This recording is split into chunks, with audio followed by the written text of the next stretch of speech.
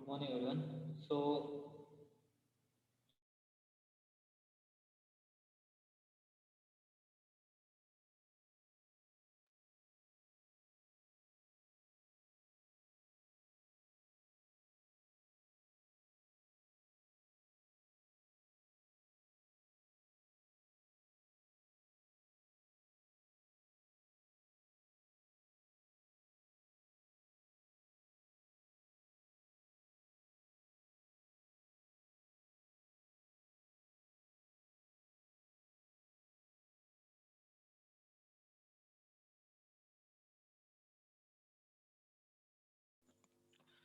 uh, last lecture we have seen that the Unit 2 chapter, which name is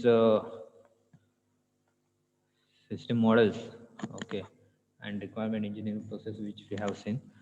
So, in this lecture, we are going to start our new chapter and the new unit. The name of the unit, the number of the unit is third, and name of the chapter is Architectural Design. So, in this chapter, we are going to learn about architecture design decisions, system organization, modular decomposition styles, control styles, references, architectures. Actually ह्यामध्ये जे आपण architecture जे आहे, जे करतो, ठीक आहे, त्या आर्किटेक्चरबद्दलची माहिती सगळी ह्यामध्ये बघणार आहोत. आर्किटेक्चरल डिझाईनचा उपयोग काय? तर architectural design is a process of identifying the sub system, making up system and the framework for sub system control and communication. ही काय करते? एक अशी सबसिस्टीम आहे, इट प्रोसेस आहे जी काय करते? Identify subsystem for making up system and framework, okay, to control the communications. Okay, communications करण्यासाठी, सिस्टीमवरती कंट्रोल ठेवण्यासाठी तुम्हाला हे काय करायचं असते? ही प्रोसेस करायची असते. So the output of this design process is description of software architecture. ह्याचं जे काय आउटपुट असतं ते काय असतं? सिस्टीमचं तुमचं आर्किटेक्चर जे आहे ते असतं, ओके, किंवा सॉफ्टवेअरचं आर्किटेक्चर. मग सॉफ्टवेअर तुमचं कसं वर्क करेल, त्याचा फ्लो कसा असेल, त्यामध्ये कुठल्या कुठल्या गोष्टी असेल, कुठल्या कुठल्या गोष्टी कनेक्टेड असतात, ह्या सगळ्या गोष्टी ह्या आर्किटेक्चरमध्ये घेतलेल्या असतात. So the architectural design is also called as high level design, okay.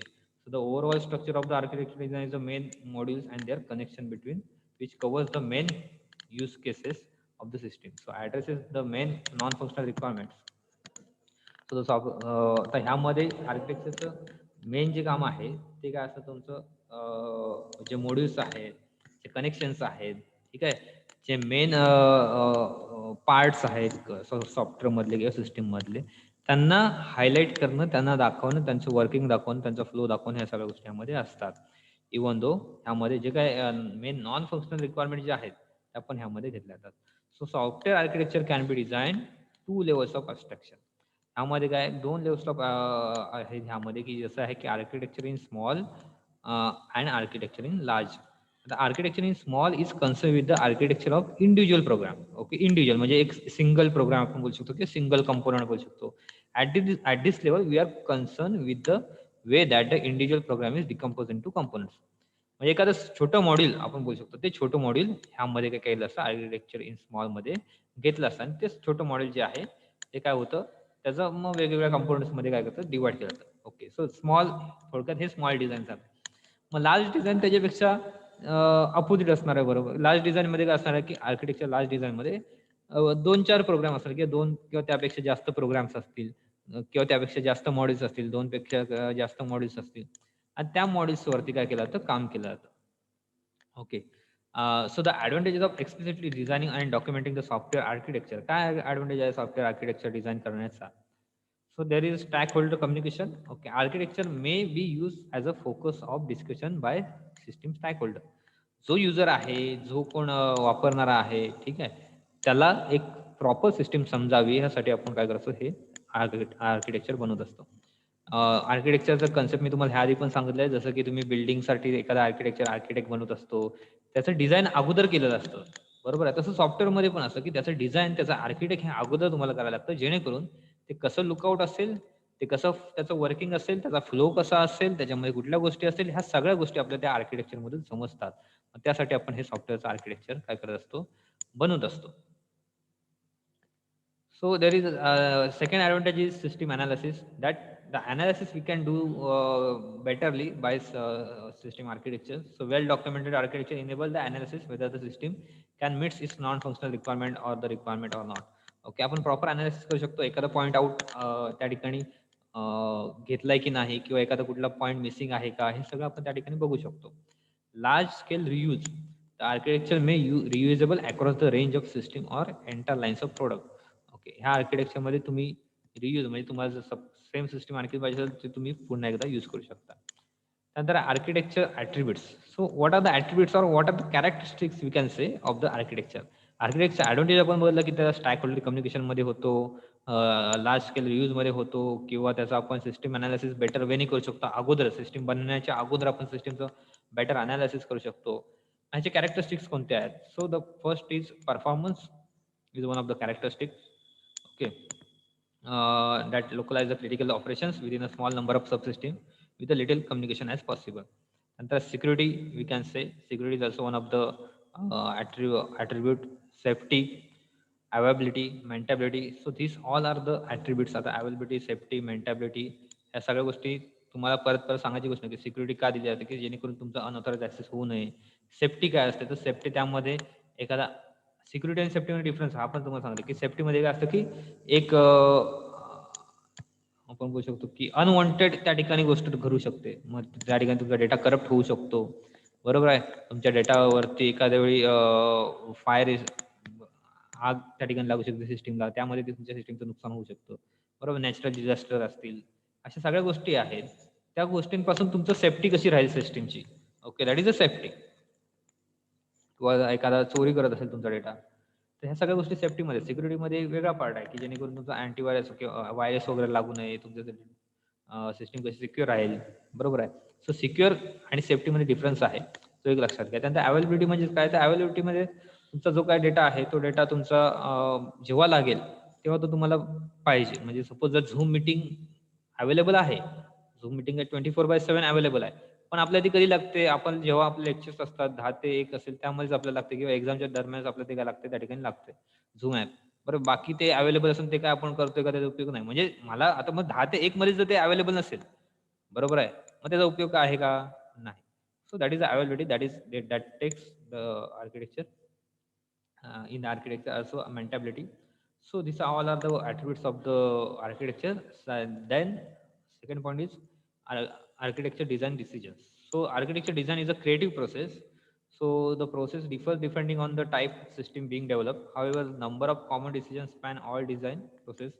So there are several questions they ask while designing these architectures. That questions are like, is there a generic application architecture that can be used? How will the system be distributed? तुमची system कशी distribute करा. त्यानंतर attendance सगळ्यांनी टाका chat बॉक्समध्ये. ह्या अटेंडन्सनुसार तुमचा attendance calculate केला जाईल. त्यामुळे अटेंडन्स सगळ्यांनी चॅट बॉक्समध्ये टाका. विसरत जाऊ नका, दरवेळी सांगायला करू नका. त्यानंतर आहे what architecture styles are appropriate for this. What approach will be use for the architecture system. Okay, or to structure the system. त्यानंतर आहे how will the system decompose into modules. तुमची सिस्टीम कशी वेगवेगळ्या मॉड्यूल्समध्ये decompose केली जाईल. Control strategies काय असणार आहे. How will the architecture design be evaluated. Okay, so these all are the points and these all are the questions were asked during or before the going to design the architecture. So how should the architecture be documented, त्याचं documentation कसं असेल, ह्या सगळ्या गोष्टी ह्या architecture बनवण्याच्या अगोदर घेतल्या जातात. थोडक्यात प्लॅन आपण बोलू शकतो. So the various architecture design process are there, they given. त्यामध्ये आहे सिस्टीम स्ट्रक्चरिंग आहे, कंट्रोल मॉडेलिंग आहे, मॉड्युलर डिकम्पोजिशन आहे. तर सिस्टीम स्ट्रक्चरिंग मध्ये काय होतं, system is a decompose into several principal subsystems and communication between these subsystem are identify. System structuring मध्ये काय, थोडक्यात तुमचं सिस्टीमचं जेवढं आर्किटेक्चर आहे ते प्लॅन केलं जातं. कंट्रोल मॉडेलिंगमध्ये जे काही models of the control relationship between the different parts, म्हणजे कंट्रोल मॉडेलमध्ये कनेक्शन आपण बोलतो की एक पार्ट किंवा एक मॉडेल दुसऱ्या मॉडेल बरोबर कसं कनेक्टेड आहे. मग तो कनेक्टेड असताना त्यांच्यामध्ये कसं कम्युनिकेशन होतंय, त्यांच्यामध्ये कसा डेटा फ्लो होतोय, that is a control modelling. Modular decomposition मध्ये this identify the subsystem are decompose into modules. These activities are usually interleaved rather than carry out in sequence. Modular decomposition मध्ये काय होतं, तुमचे जे काही systems आहेत, त्या सब सिस्टीम्स आहेत, त्या पुन्हा एकदा मॉड्यूल्समध्ये, वेगवेगळ्या कंपाऊंड्समध्ये, छोट्या छोट्या मॉड्यूल्समध्ये काय केलं डिवाइड केल्या जातात. डिवाइड करण्याचा फायदा हाच आहे की जेणेकरून तुमचं पर्टिक्युलर लक्ष त्या मॉड्यूलवरती जातं आणि त्याच्यामुळे तो मॉड्यूल हा प्रॉपर बनतो. डायरेक्ट मोठं काम करणं, बरोबर, एखादं काम तुम्ही डायरेक्ट घेता लिहायला, ते काय होतं, म्हणजे सपोज नोट्स असेल, ती एखाद्या तुम्ही डायरेक्ट 20 पानं लिहायला घेताय, बरोबर आहे, एकाच दिवशी.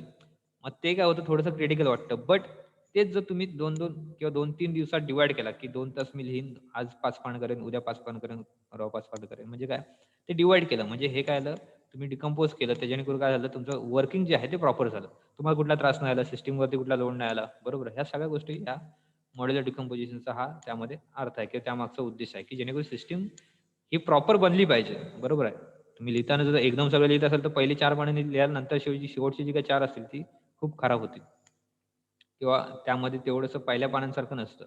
जेव्हा बनवतो आपण किंवा जेव्हा आपण लिहितो तेव्हा काय करतो, पूर्ण कॉन्सन्ट्रेशन वेगवेगळे पार्ट्समध्ये डिवाइड करून जर आपण ते काम केलं तर ते प्रॉपर बनू शकतं.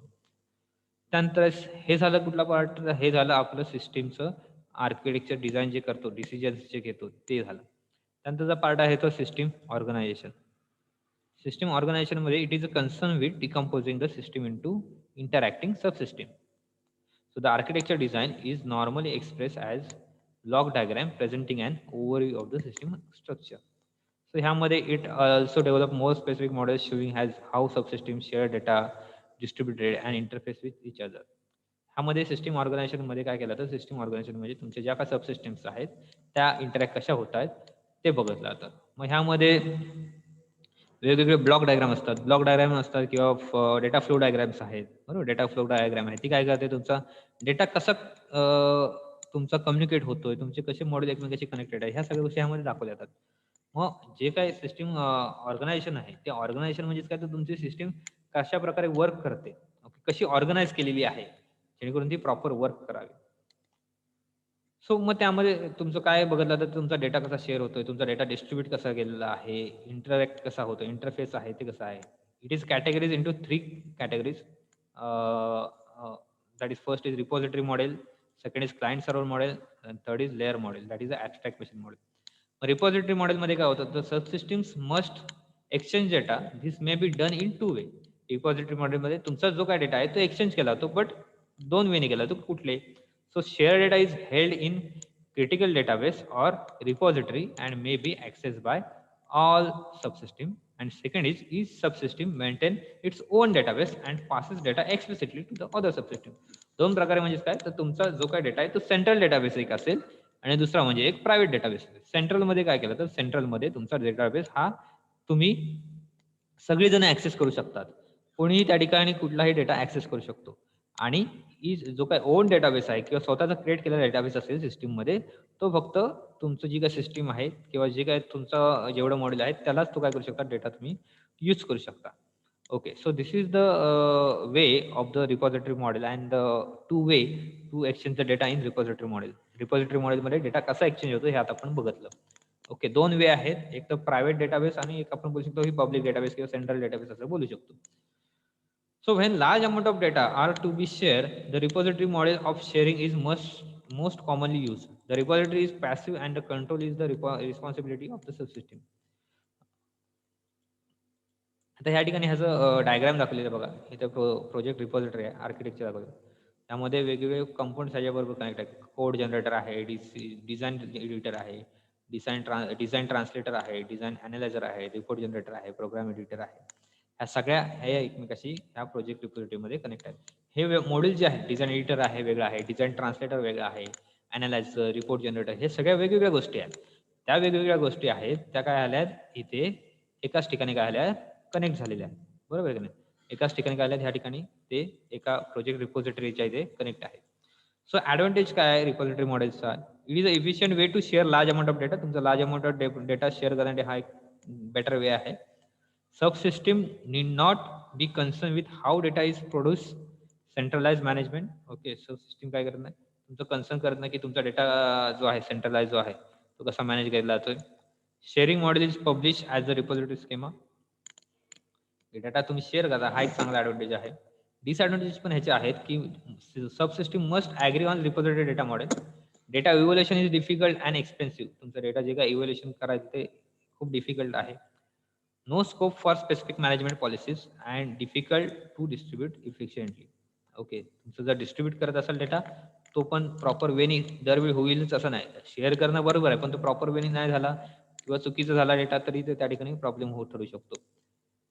मॅनेजमेंटचा कुठल्याच पॉलिसी ह्यामध्ये नाहीत की डेटा तुमचा कसा मॅनेज होईल किंवा कसं त्या ठिकाणी फ्लो होईल, ह्या कुठल्याच पॉलिसी ह्यामध्ये नाही. हा एक त्याचा डिसएडव्हान्टेज आहे. आणि डेटा इव्होल्युशन, डेटा जेव्हा चेंज होतो, हा पण त्या ठिकाणी जेव्हा चेंज करायचा असतो, ओके, तर पर्टिक्युलर सिस्टमचा डेटा चेंज करणं किंवा इव्होल्युशन करणं त्या ठिकाणी ते प्रॉब्लेमॅटिक ठरू शकतं. सो ह्या सगळ्या गोष्टी ह्या डिसएडव्हान्टेज आहेत आपल्या जो काही रिपॉझिटरी मॉडेल आहे तो. त्यानंतर आहे क्लायंट सर्व्हर मॉडेल. तर क्लायंट सर्व्हर मॉडेलमध्ये काय होतं, it is a distributed system model which show how the data processing is distributed across range of component. वेगवेगळ्या कंपोनंटमध्ये तुमचा डेटा हा कसा डिस्ट्रीब्यूट झालेला आहे हा ह्यामध्ये दाखवला जातो. So the set of stand alone servers which provide specific services such as printing, data management, etc. Set of clients which call on these services and network which allows client to access servers. मग ह्यामध्ये client असतो, तो काय करत असतो, service access करत असतो. जसं की आपल्याला एखादं काम करायचं आहे, आपल्याला आता सपोज एखादं युट्यूब बघायचं, तर युट्यूबमध्ये मी काय करेन, YouTube is one of the service and that service I am accessing. Okay, so the server जो आहे युट्यूबचा, तो काय करेल, आपल्याला त्या व्हिडिओ प्रोव्हाइड करेल. आपल्याला जे पाहिजे ते आपण सर्च करू शकतो आणि ती त्या ठिकाणी आपण बघू शकतो. बरोबर. सो स्पेसिफिक काय केलं तर ह्या ठिकाणी डेटा जो आहे तो प्रोसेस केला जातो, डिस्ट्रीब्यूट केला जातो वेगवेगळ्या कंपोनंट्समध्ये. ठीक आहे. मग नेटवर्क थ्रू असेल, ठीक आहे, किंवा वेगवेगळ्या क्लायंट्सला असेल. तर हे होतं क्लायंट आणि जे काय सर्व्हर मॉडेल आहे ते. ह्यामध्ये एक क्लायंट असेल. क्लायंट काय करेल, इथे बघा वाईड बँडविड्थ नेटवर्क आहे. क्लायंट काय करेल, इथे नेटवर्क थ्रू तुमची जी काही सर्व्हिस असेल ती काय करेल, ऍक्सेस करेल. बरोबर आहे. त्या ठिकाणी तुम्हाला सपोज एखाद्या नेटला सर्च करायचं असेल, युट्यूबला सर्च करायचं असेल, एखादं सोशल मीडिया असेल, काही असेल, या सगळ्यामध्ये क्लायंट सर्व्हर मॉडेल हेच काय करत असतं, मोस्ट ऑफ द वर्क करत असतं. So in client server architecture the functionality of the system is organize into services. Okay, जी काही सिस्टमची फंक्शनॅलिटी आहे ती सर्व्हिसेस म्हणून केल्या. मी सांगितलं जसं YouTube is one of the service. They providing you the videos means they providing you one of the service, their service. Okay, and that service you are using now. So with each service delivered from the separate server, client are the users of these services and access servers to make use of them. Client कोण आहेत, client कोण आहे, user आहेत. ते काय करतात, ती service काय करतात, यूज करतात आणि ते काय करतात, ती सर्व्हिस ऍक्सेस करतात. बरोबर. सोशल मीडिया एखादं सपोज फेसबुक वापरतात, तर Facebook is one of the service and that service you are using. So you are the user of that service. So अशा प्रकारे हे काय करायचं, क्लायंट सर्व्हर मॉडेल यूज करायचं. मग क्लायंट कोण तुम्ही झालात आणि सर्व्हर कोण झालं, फेसबुक. ओके, फॉर एक्झाम्पल सांगायचं झालं तर. So client may have to know the names of the available servers and the services they provide. So this is the way of the client and server model. First we have seen the repository model and the second we have seen now the client server model. हे आपण कशात बघतो, हे system organisation मध्ये बघतो. System organisation मध्ये ते system organisation ही 3 कॅटेगरीमध्ये काय, म्हणजे तुमचा डेटा जो काय अरेंज केलेला असतो, जे काय आर्किटेक्चर असतं, ते 3 कॅटेगरीजमध्ये त्यांनी तिथे दिलेलं आहे. पहिला बोलला रिपॉझिटरी, ज्यामध्ये डेटा 2 वेनी काय होतो, एक्सचेंज होत असतो. आणि नंतर बोलला आपण क्लायंट सर्व्हर मॉडेल, ज्यामध्ये डेटा हा क्लायंट आणि सर्व्हर मध्ये एक सर्व्हिस सारखा काय होत असतो, एक्सचेंज होत असतो थ्रू द नेटवर्क. थर्ड जो आहे तो आहे layer model. So layer model, it is used to model the interfacing of the subsystem and organize the system into set of layers. Each layer defines an abstract machine whose machine language, that is the services provided by the layer, is used to implement the next level of the abstract machine. It organizes the system into layers with related functionality associated with each layer. A layer provides services to the layer above and it's so the lowest level layer present the core services like to be used throughout the system. User interface आहे या ठिकाणी, म्हणजे layer service मध्ये काय असतं, layer service मध्ये वेगवेगळे functions, वेगवेगळ्या सर्व्हिसेस, ह्या वेगवेगळ्या सर्व्हिसेस वेगवेगळ्या लेवलला त्या ठिकाणी असतात. मग तुम्ही ऍक्सेस करताय, जेव्हा तुम्ही एखादं सिस्टीम ऍक्सेस करताय, तुम्ही तेव्हा सिस्टीम ऍक्सेस करता, तुम्ही त्या सिस्टीमच्या बॅकग्राऊंडला काय चालतं हे बघत नाही. बरोबर आहे. मग तुम्ही आता ह्या ठिकाणी पण आपण जर हे जे बुक आहे ते बुक मी ऍक्सेस केलेलं आहे सेट पब्लिकेशन यांच्या साईडवरून, ओके, किंवा त्यांच्या सर्व्हिसमधून. मग ते ऍक्सेस करताना मी काय बघतोय ह्या ठिकाणी फक्त युजर इंटरफेस बघतोय. बॅकग्राऊंडला त्यांच्यावरती ते युजर इंटरफेस मॅनेजमेंट पण आहे, बरोबर आहे. त्यामध्ये ते ऑथेंटिकेशन, ऑथरायझेशन चेक करतात. त्यानंतर कोर बिझनेस लॉजिक किंवा ॲप्लिकेशन फंक्शनॅलिटी पण आहे त्यांची किंवा सिस्टम युटिलिटीज आहेत. त्यानंतर सिस्टम सपोर्ट पण आहे, बरोबर आहे. ज्यामध्ये त्यांचं ऑपरेटिंग सिस्टम आहे, डेटाबेस आहे. मग ह्यामध्ये फंक्शनॅलिटीमध्ये ते काय सर्व्हिसेस प्रोव्हाइड करतायत हे आहे, की ह्याने ह्या ठिकाणी बुक दिलाय तो फक्त टीचर्ससाठी आहे. That is a core functionality. User इंटरफेसमध्ये काय आलं त्यांचं मॅनेजमेंटमध्ये, की suppose I am the authenticate user or not, म्हणजे मी लॉग इन आय डी माझा पासवर्ड हा करेक्ट देतोय आणि मी ऑथेंटिकेट असेल किंवा माझं log in I D password असेल करेक्ट, तरच हे मला बुक त्या ठिकाणी मला ऑनलाईन बघायला भेटेल, अदरवाईज भेटणार नाही. मग ही काय आली, ही एक लेअर झाली. ऑथेंटिकेशन एक लेअर झाली. मी ऍक्सेस करतोय, बरोबर आहे. युजर इंटरफेस म्हणजे ह्या इंटरफेस थ्रू काय करतो, ह्या सगळा इंटरफेस आहे त्या थ्रू काय करतो, ऍक्सेस करतो, ती एक लेअर झाली. त्यानंतर ते मला काय करतात, त्यांची सर्व्हिस प्रोव्हाइड करतात, त्यांच्या डेटाबेसमधून ते मला डेटा देत आहेत, ती एक लेअर झाली, बरोबर आहे. त्यानंतर सपोज मला एखाद्या ह्या ठिकाणी प्रॉब्लेम येतोय ऍक्सेस करताना, मी त्यांना काय करेन, त्या ठिकाणी कॉल करेन किंवा मेल टाकेन की your system is not working properly or I am not able to access your system. So हे सगळं झालं त्यांची सिस्टम सपोर्ट एक झाला, सपोर्ट बरोबर आहे, सपोर्ट डेस्क किंवा हेल्प डेस्क आपण ती एक लेअर झाली. मेंटेनन्स ही एक लेअर, म्हणजे ह्या वेगवेगळ्या लेअर्स असतात आणि त्या लेअर काय करतात, त्या पण त्या सिस्टीममध्ये काय करत असतात, आर्किटेक्चरमध्ये वर्क करत असतात. That is a layer model. Okay, हे झालं लेअर मॉडेल. आता आपण अगोदर कुठलं बदलं, रिपॉझिटरी मॉडेल, नंतर बदलं कुठलं, क्लायंट सर्व्हर मॉडेल, आणि त्यानंतर आपण बदलं कुठलं, हे लेअर मॉडेल. लेअर मॉडेलमध्ये काय असतं सांगायचं झालं तर वेगवेगळ्या लेअर्स असतात. त्या लेअरमध्ये काय असतं, वेगवेगळ्या त्यांची सर्व्हिस असते, त्यांची वेगवेगळं फंक्शनॅलिटी असते. प्रत्येक लेअरची ही वेगवेगळी सर्व्हिस त्या ठिकाणी असते, असं आहे. So the advantages they given here of the layer model, that is support incremental development. त्यानंतर आहे चेंजेबल अँड पोर्टेबल आर्किटेक्चर आहे.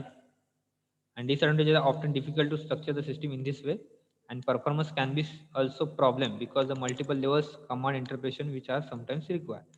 म्हणजे बऱ्याचशा लेअर असल्यामुळे तुमचा परफॉर्मन्सला त्या ठिकाणी प्रॉब्लेम ठरू शकतो आणि अशा प्रकारे स्ट्रक्चर डेव्हलप करणे हे थोडंसं डिफिकल्ट आहे बाकीच्या मॉडेलपेक्षा, कारण की ह्यामध्ये प्रत्येक मॉडेल ही वेगळी आहे, प्रत्येक मॉडेलची फंक्शनॅलिटी ही वेगळी आहे. हे झालं तुमचं सिस्टीम ऑर्गनायझेशन, हा पॉईंट. सिस्टीम ऑर्गनायझेशनच्या नंतरचा पॉईंट आहे modular decomposition styles. Modular decomposition styles मध्ये काय पार्ट आहे. So another structural level where the subsystems are decompose into modules, that is a, आता here in various models or in various modules the system or the architecture is divided. So the popular modular decomposition models are object model is there where the system is decomposed into interacting objects. Okay, he system ही वेगवेगळ्या object मध्ये काय केली असते, divide केली असते. त्यानंतर data flow model आहे, ज्यामध्ये काय केलं तर तुमचं system decompose into functional models which transform input and output. हे पण एक मॉड्युलर डिकम्पोजिशन स्टाईल्स आहे. हे पण एक तुमचं आर्किटेक्चर डिझाईन करण्याची एक मेथड आहे, की ह्या मॉडेलमध्ये काय केलं जातं, तर ह्या ऑब्जेक्ट मॉडेलमध्ये काय करतं, वेगवेगळे ऑब्जेक्ट्स जे तुमचे कनेक्टेड आहेत ते एकमेकाशी कसे कनेक्टेड आहेत ते दाखवले जातात. ऑब्जेक्ट मॉडेलची तुम्ही डायग्राम ह्या ठिकाणी बघू शकता, की customer is one of the object, payment is one of the object, invoice is one of the object and receipt is one of the object. Customer जेव्हा तुम्हाला क्रेडिट करेल त्यानंतर तुमचं इनवॉइस जनरेट होईल. इनवॉइस म्हणजे काय, थोडक्यात बिल. ओके, तुमचं बिल ते काय होईल त्या ठिकाणी जनरेट होईल, बरोबर आहे. आणि ते बिल जनरेट झाल्यानंतर त्या ठिकाणी काय भेटेल, रिसिप्ट भेटेल. मग हे काय आहे, हे वेगवेगळे सगळे ऑब्जेक्ट झाले, बरोबर आहे. मग ते ऑब्जेक्ट हे कसे कनेक्टेड आहेत ते ह्या ठिकाणी दाखवलेलं आहे. मग ते ऑब्जेक्ट प्रोसेस कशी होते हे पण दाखवलेलं आहे. त्याच्यानंतर त्या ऑब्जेक्टमध्ये कुठल्या कुठल्या ह्या ठिकाणी प्रॉपर्टीज आहेत किंवा कुठल्या कुठल्या त्या ठिकाणी एंटिटीज आहेत त्या ऑब्जेक्टला कनेक्टेड, ते दाखवलं. की कस्टमरमध्ये कस्टमरचा आय डी असणार आहे, नेम असणार आहे, ॲड्रेस असणार आहे, क्रेडिट पिरियड किती आहे ते असणार आहे, इनवॉइस किंवा बिल असेल तर त्या बिलचं डेट असणार आहे, इनवॉइसचं डेट असणार आहे, त्याच्यावर किती अमाऊंट आहे ते असणार आहे, कस्टमरचं नाव असणार आहे, इश्यू कधी केलं, मग कधी पेमेंट ॲक्सेप्ट झालं, सेंड कधी केली रिसिप्ट त्यांना, हे सगळं डिटेल त्यामध्ये असणार आहे. रिसिप्ट जर आपण ऑब्जेक्ट बोलला तर रिसिप्टमध्ये रिसिप्टचा आय डी असणार आहे, इनवॉइस नंबर असणार आहे, कधी डेट जनरेट झालं ते असणार आहे, त्याच्यावरती अमाऊंट किती आहे ते असणार आहे, आणि कस्टमरचं नाव, ह्या सगळ्या गोष्टी त्यामध्ये असतात. मग हे वेगवेगळे ऑब्जेक्ट काय आहेत, हे जे हायलाइट ऑब्जेक्ट आहेत ते एका सिस्टीम मधले आहेत आणि ते सिस्टीम या ठिकाणी काय एकमेकांशी कनेक्ट आहे. ही कुठली ऑब्जेक्ट ओरिएंटेड मॉडेल फॉर आहे, इनवॉइस प्रोसेसिंग सिस्टीम. इनवॉइस म्हणजे बिल जनरेशन सिस्टीम किंवा इनवॉइस जनरेशन सिस्टीम जी आहे ती ही ह्या ठिकाणी इथे दाखवलेली आहे, की त्यामध्ये कुठले कुठले मॉडेल्स आहेत, कुठले कुठले ऑब्जेक्ट आहेत, ते कशा एकमेकांशी कनेक्टेड आहेत. हे झालं मॉड्युलर. ह्याला मॉड्युलर का बोलतो, किंवा मॉडेल हा ऑब्जेक्ट मॉडेल का, ते ह्यामध्ये सेपरेट मॉडेल्स आहेत. हे काय, हे एकत्र सगळे काम करत नाहीयेत. कस्टमरचं वर्क हे वेगळं आहे. कस्टमरचं ऑब्जेक्ट आहे किंवा मॉड्यूल आहे, त्याचं वर्क वेगळं आहे. इनव्हॉइस मॉड्यूल किंवा ऑब्जेक्ट आहे, त्याचं वर्क वेगळं आहे. रिसिप्ट मॉड्यूल आहे, त्याचं वर्क वेगळं आहे. प्रत्येकाचं वर्क वेगळं आहे. ते काय झालंय, नंतर एकत्र झालंय, एकमेकाशी कनेक्ट झालेलं आहे. So the structure the system into the set of loosely coupled object with the well-defined interface. Object-oriented decomposition is concerned with identifying object classes, their attributes and their operations. Decomposition कसं केलं जातं, तुमचे classes, attribute आणि operation through सगळ्या ह्या गोष्टी केल्या जातात. आता थोडक्यात हे ऑब्जेक्ट मॉडेल हे समजलं असेल. आतापर्यंत कुठला मॉडेल समजलं असेल तर विचारला तरी चालेल. ठीक आहे, पुन्हा एकदा मी रिवाइज करेन. ठीक आहे, तर ऑब्जेक्ट मॉडेलचं थोडक्यात मी सांगितलं काय आहे, की त्यामध्ये काय होतं, तर तुमचे जे काय इंटरफेसिंग ऑब्जेक्ट आहेत, जे ऑब्जेक्ट आहेत ते काय केलं जातात, त्या ठिकाणी डिकम्पोज केल्या जातात. ते काय केलं जातं, इंटरॅक्ट केल्या जातात. ओके, जे डिकम्पोज ऑब्जेक्ट्स आहेत ते काय केलं जातं, या ठिकाणी इंटरॅक्ट केल्या जातात.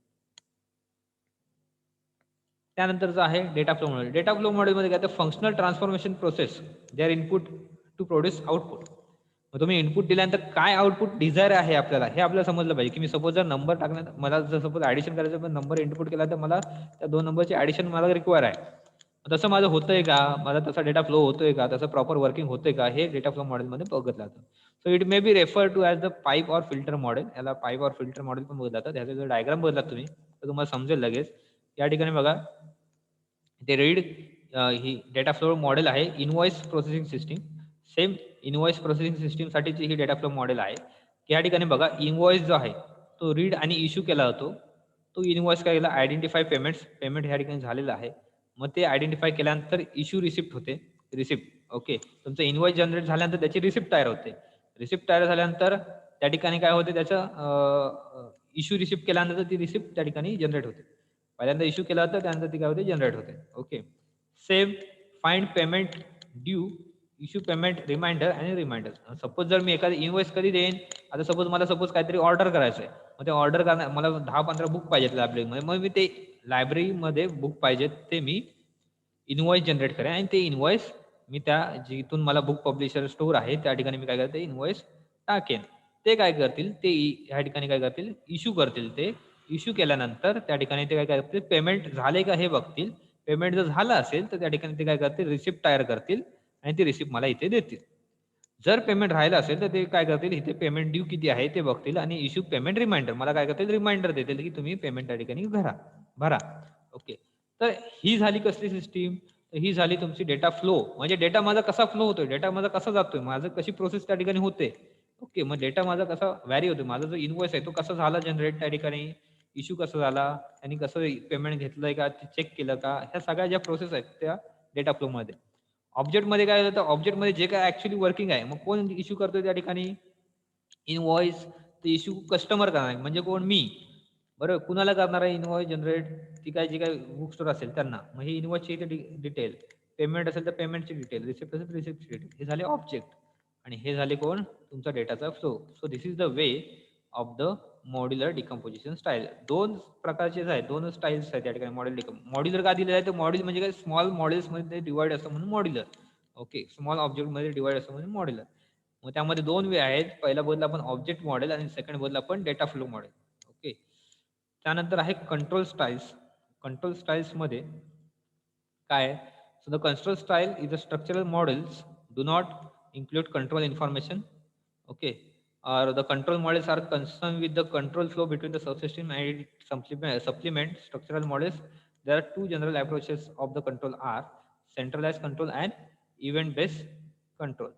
The control models हे काय केलं, तुमचं जे काही इन्फॉर्मेशन आहे ती कंट्रोल, जी काही तुमची इन्फॉर्मेशन व्हॅरी होणार आहे त्या इन्फॉर्मेशन कशी कंट्रोल केली जाईल, ती कशी व्हॅरी होईल, हे सगळं यामध्ये दाखवत आहे. So there are 2 approaches of the control. That is first is centralize control. तर सेंट्रलाइज कंट्रोलमध्ये काय केलं जातं, आपण बोललं की हा डेटा ह्या ठिकाणी कसा जातोय, इनव्हॉइस, तो इनव्हॉइस कसा ह्या ठिकाणी पुढे पुढे पुढे पुढे पास होतोय till to the receipt or till to the reminder. मग सेंट्रलाइज कंट्रोल काय, it is a one subsystem has overall responsibility for control it starts and stop other subsystem. म्हणजे ह्याची ओव्हरऑल रिस्पॉन्सिबिलिटी असते की तुमची system start करणं आणि system तुमची स्टॉप करणं. ही सेंट्रलाइज कंट्रोल झालं. So control of a subsystem, a control, a subsystem takes responsibility for managing the execution of other subsystem. So it manages and it called returns model. It also called return model. It applicable for sequential system, top-down subroutines model where the control start at the top and subroutine hierarchy move downwards. Manager model है applicable for the concurrent system. One system component is designed as a system manager and control the stopping, starting, coordination of the system. A process is a system or module which can execute a parallel with other processes.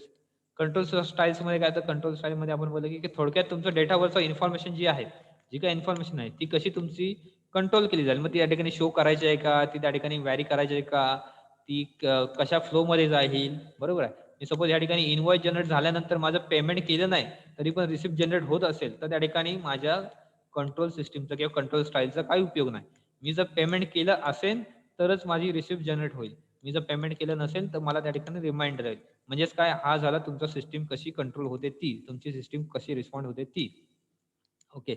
So centralise system हे बघितलं आपण, ज्यामध्ये तुमचं system start होण्यापासून ते stop होण्यापर्यंत म्हणजे start to end पूर्णपणे ह्या सिस्टीमची जबाबदारी असते की तुमची सिस्टीम प्रॉपर वर्क व्हावी, कंट्रोल ठेवावा डेटावरती. त्यानंतर आहे इव्हेंट बेस्ड कंट्रोल. आता इव्हेंट बेस्ड कंट्रोल मध्ये काय, अटेंडन्स टाका सगळ्यांनी. इव्हेंट बेस्ड कंट्रोल मध्ये काय, each subsystem can respond to externally generate events from other subsystem or the system environment. Okay. So event based मध्ये जी काही सिस्टीम आहे ती रिस्पॉन्ड करते externally generate events from the other subsystem. So driven by the externally generated events where the timing of the event is outside the control of the process which handle the event. Two principles event driven models are there. So first is a broadcast model and second is a interrupt driven model. ही जी event based control system आहे ती काय असते तर specific दुसऱ्या सिस्टीमवरती depend असते. दुसरी सिस्टीम किंवा एकमेकावरती डिपेंड असतात. ओके. त्यामध्ये जर ते प्रॉपर इव्हेंट जनरेट झालं तरच त्या ठिकाणी ते काय होणार, ते वर्किंग होईल. So broadcast model, an event is a broadcast to all the subsystem. Any subsystem which can handle the event may do so. ह्यामध्ये सांगितलं जसं की each subsystem can respond to externally generated events from other subsystem or the other system environment. हे control केलं जातं ह्यामध्ये.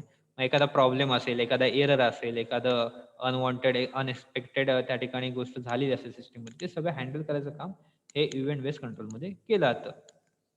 ठीक आहे.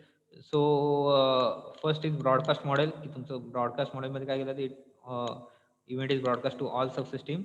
Any subsystem which can handle the event may do so. म्हणजे ब्रॉडकास्टमध्ये काय केलं तर तुमचं हे टोटल सिस्टीमला दाखवलं जातं की ब्रॉडकास्ट केलं जातं की तुमची सबसिस्टीम किंवा सिस्टीम ही कशी जनरेट होते आणि ती कशी रिस्पॉन्ड केली आहे. मग जो कोण मॉड्यूल किंवा जो कोण एखादं सिस्टीम ती सॉल्व्ह करेल ती सिस्टीम त्या ठिकाणी म्हणजे कुणीही त्या ठिकाणी तो इव्हेंट सॉल्व्ह करू शकतो थोडक्यात.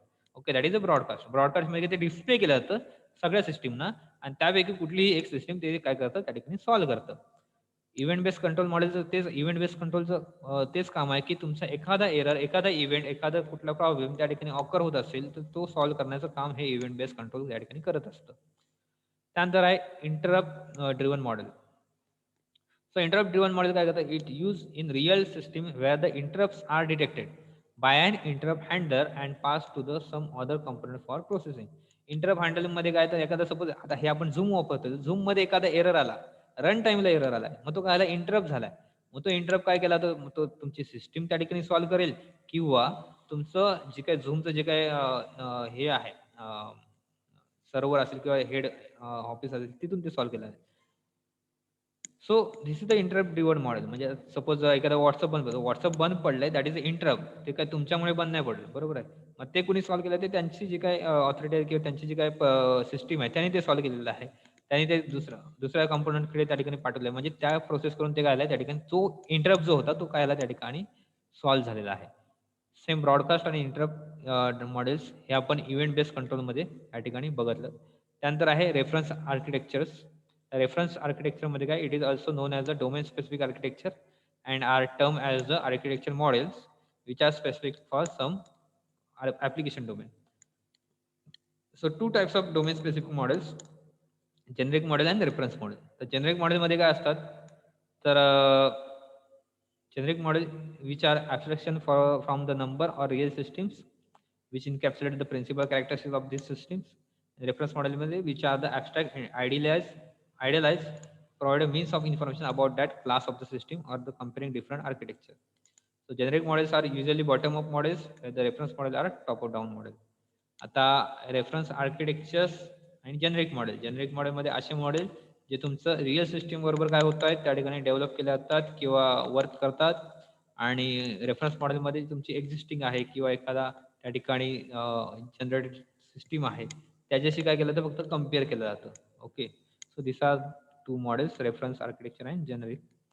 आता ह्या चॅप्टरमध्ये हा चॅप्टर या ठिकाणी संपला आहे, थर्ड युनिटचा पहिला चॅप्टर.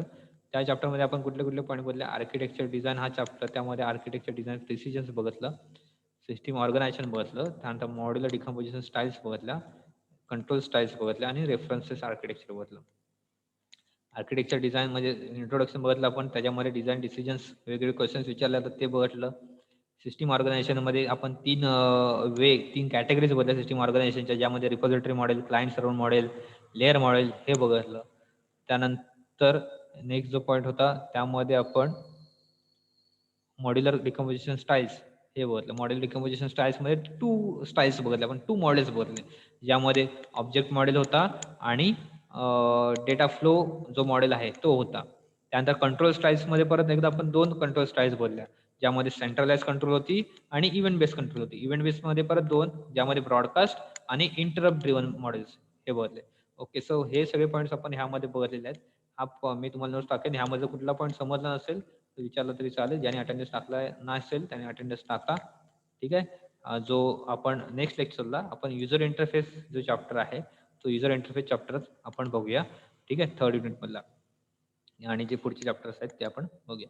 आजपर्यंत एवढेच, बाकीचे पॉईंट्स आपण नेक्स्ट लेक्चरला बघूया. कुठला पॉईंट समजला नसेल तर विचारला तरी चालेल. ठीक आहे, थँक्यू.